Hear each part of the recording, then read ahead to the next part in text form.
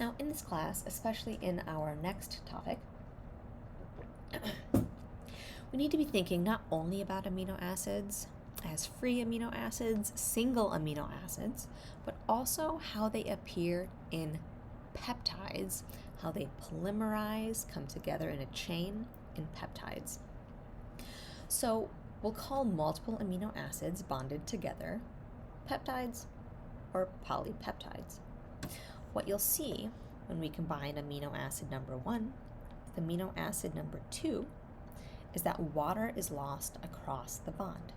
So we're losing one oxygen from the C-terminus of the first amino acid, and we're losing 2 hydrogens from the N-terminus of the second amino acid, okay? So I'm going to kind of show you a way to draw this amino acid that's going to simplify things for you. Let's start with the N-terminus. The N-terminus of any peptide should be charged. Remember, amino acids are Zwitter ions, so at physiological pH, you should see that NH3. Now, amino acid number 1, we go from the N-terminus to the alpha carbon to the C-terminus.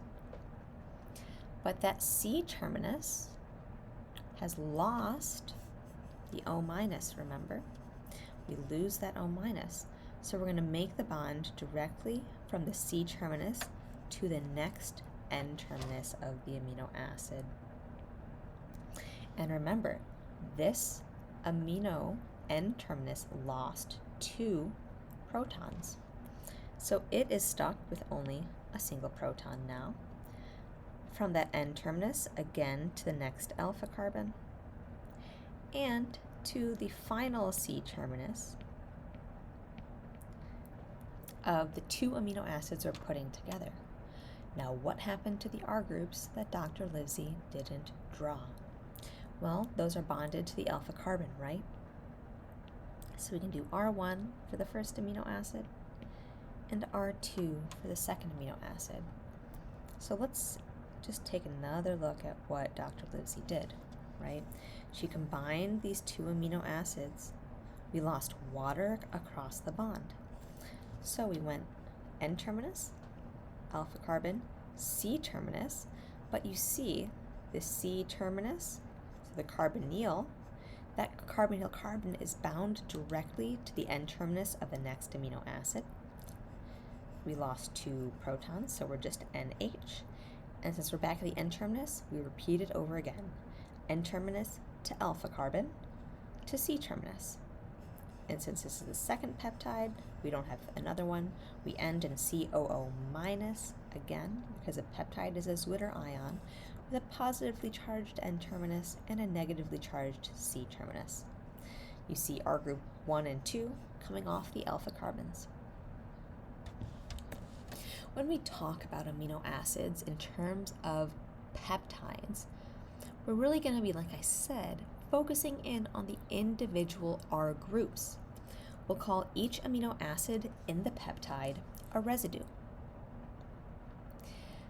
The residue, again, we'll distinguish by kind of honing in on the R groups, and we'll practice that in a moment. The peptide chain starts at a single N-terminus that's charged and ends at the C-terminus, again, that's charged. And we'll find the R groups in between. So I'm going to change the color of my pen real quick to hopefully help us distinguish these amino acids from each other. So what I'm going to do is just make little dividing lines between each N and C terminus. So at the beginning, there's an N terminus and a C terminus. The next N terminus and the C terminus. The next N terminus and C terminus, N terminus, C terminus, wow, once you say a word often enough, terminus becomes meaningless. Okay, so I drew these lines distinguishing and separating our amino acids. I was going from one N-terminus to the C-terminus, which we can tell because of the carbonyl carbon, and then drawing a line in between that C-terminus and the next N for each of these amino acids. So you can see if we count the R groups now, we have 1, 2, 3, 4, 5, 6 residues. And if you have memorized your amino acids, you could give me the 1-letter abbreviation for each of these residues.